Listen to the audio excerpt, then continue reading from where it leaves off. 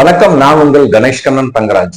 சட்டம், வாழ்வியல் மற்றும் ஜோதிடம் தொடர்புடைய வீடியோ பதிவுகள் கொடுத்துட்டு இருக்கோம். சோ நம்ம இந்த வீடியோ பதிவு சீரியஸ்ல சனி பயிற்சி பலன்கள் கொடுத்துட்டு இருக்கோம். கும்ப லக்னத்திற்கு என்ன விதமான நன்மைகள் இருக்கு, எந்த விதத்தில் பாதிப்புகள் இருக்கு அப்படின்றதையும் கவனிக்க போறோம். கடந்த 2.5 ஆண்டுகளாக லக்னாதிபதி லக்னத்தில் ஆட்சி பெற்றிருந்தக்கூடிய அமைப்பு சரி எனக்கு இது சிறப்பா இருந்ததா அப்படின்றத கவனிச்சோம்னா கண்டிப்பான முறையில புதிய விஷயங்கள்ல உங்களை புதுப்பித்துக் கொள்ளக்கூடிய அனைத்தையும் கற்றிருக்கக்கூடிய காலகட்டம் அப்படின்றது கடந்த 2.5 ஆண்டுகள். சரி, என்னதான் புதுசா நீங்க கத்திருப்பீங்க, என்ன தொழில் ரீதியான மாற்றங்களை சந்திச்சிருப்பீங்க.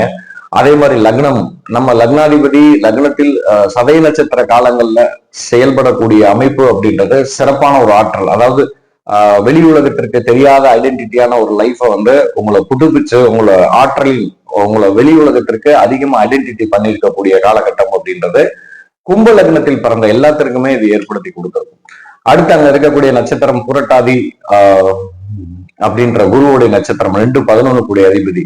நிறைய நண்பர்கள் அறிமுகமா இருப்பாங்க. பட் என்னதான் இருந்தாலும் நம்மளுடைய வாழ்வியல் சார்ந்த பொருளாதாரம் சார்ந்ததுல சில இடர்பாடுகள் சிக்கல்கள் அப்படின்றத இந்த கும்ப லக்னம் கடந்த 2.5 ஆண்டுகளாக பொருளாதார வளர்ச்சியில முன்னேற்றம் இல்லாம ரொம்ப ஸ்ட்ரகிளா இருந்திருக்கும்.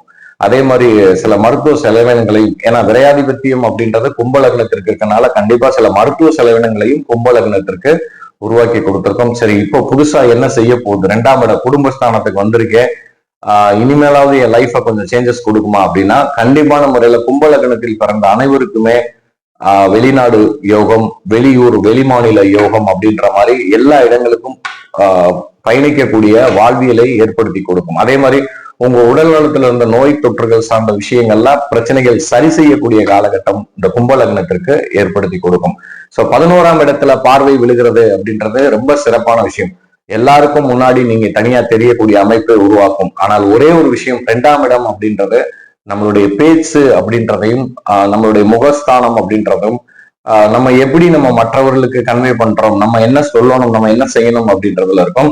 கொஞ்சம் நிதானமான முறையில பேச வேண்டிய வாழ்வியல் அப்படின்றது இந்த கும்ப லக்னத்தில் பிறந்தவர்களுக்கு இந்த 2ஆம் இட குரு பயிற்சி சனி பயிற்சி அப்படின்றது ஏற்படுத்தி கொடுத்துரும். ஏன்னா உத்திரட்டாதி நட்சத்திரம் சுயசாரம் அப்படின்றது ஆளுமைப்படுத்தக்கூடியது. நம்ம ஏதாவது ஒரு விஷயத்த பேசுறோம் அப்படின்னா அது நமக்கு நம்ம லைஃப டேர்னிங் பாயிண்ட் ஆகுற மாதிரிதான் பேசணும். இல்லைன்னா நம்ம விரையாதிபத்தியம் பெற்றிருக்கனால நம்ம என்னதான் பேசினாலும் நம்ம பேச்சு கேட்க முடியாத அளவுல புறந்தள்ளக்கூடிய அமைப்புன்னு சொல்லக்கூடியதுல போயிடும். சோ தயவு செய்து நிதானமான முறையில யோசிச்சு பேசுங்க. அதே மாதிரி ரேவதி நட்சத்திரம் சனியோடைய பயண காலங்கள் அப்படின்றது கும்ப லக்னத்தை பொறுத்த வரைக்கும் 5-8 கூடையவன். சோ முற்காலங்கள், அதாவது சனியுடைய ரேவதி நட்சத்திரம் 1-2 பாதங்கள் அப்படின்றது ரொம்ப சிரமத்தை கொடுத்தாலும் 3-4 பாதங்கள் ரொம்ப யோகத்தை வழங்கக்கூடிய அமைப்பா இருக்கும். சோ சனி நீர் லக்னங்கள்ல இருப்பது அப்படின்றது ரொம்ப சிறப்பான ஒரு விஷயம். அவங்கள கண்ட்ரோல் பண்ணி மெடிடேஷன், வேறு விதங்களான ஒரு இயற்கையான யோகா அந்த மாதிரியான விஷயங்கள் செஞ்சுட்டு கொஞ்சம் பீஸ்ஃபுல்லான அமைப்புல இருங்க. பேசும்பொழுது கண்டிப்பான முறையில தயவு செய்து பேச்சில் கவனம் வைத்துக் கொள்ளக்கூடியதுதான் இந்த 2ஆம் இட சனி பயிற்சி உங்களுக்கு கொடுத்திருக்கிறது. மற்றபடி கடந்த ஆண்டுகள்ல இருந்த பொருளாதார சீரழிவுகள், ரொம்ப மன உளைச்சல்கள், ரொம்ப டிப்ரெஷன்ஸ்குள்ள என்ன செய்யணும்னு தெரியாத விஷயங்கள் எல்லாம், முடிவெடுக்க முடியாத விஷயங்கள்லாம் இந்த சனி பயிற்சி உங்களுக்கு கண்டிப்பான முறையில முடிவெடுக்கக்கூடிய திறனை அதிகமா வழங்கும்.